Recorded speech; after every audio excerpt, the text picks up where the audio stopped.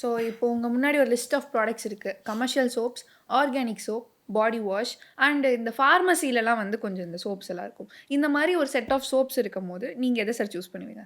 அதான் நான் சொன்ன மாரி இந்த பிஹெச் வந்து ஸ்கின்னோட பிஹெச்சோட கொஞ்சம் பக்கத்துல இருக்கிற மாரி. இப்ப ஸ்கின் பிஹெச் 5.5னா 7 ஆர் பிலோ 7 இருக்கிற பிஹெச் உள்ள சோப்ஸ நம்ம யூஸ் பண்ணலாம்.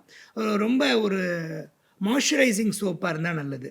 ரொம்ப ட்ரை ஆக்காம, குளிச்சு முடிச்ச உடனே ஸ்கின் வந்து கொஞ்சம் மாய்ஸ்ட்டா இருக்கிற மாரி, கொஞ்சம் சாஃப்ட்டா இருக்கிற மாரியான சோப்ஸ் யூஸ் பண்ணணும்.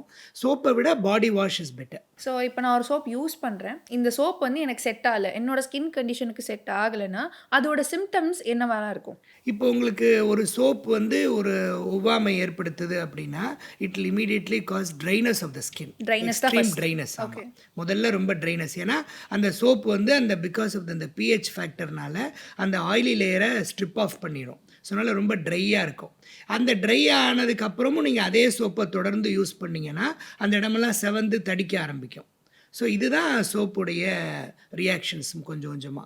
அப்படியே கொஞ்சம் கொஞ்சமா அந்த செவந்து தடிச்ச இடம் வந்து டார்க் ஆயிடும். ம். போஸ்ட் இன்ஃப்ளமேட்டரி ஹைப்பர் பிக்மென்டேஷன்னு பேரு. இந்த மாரியெல்லாம் வரும்.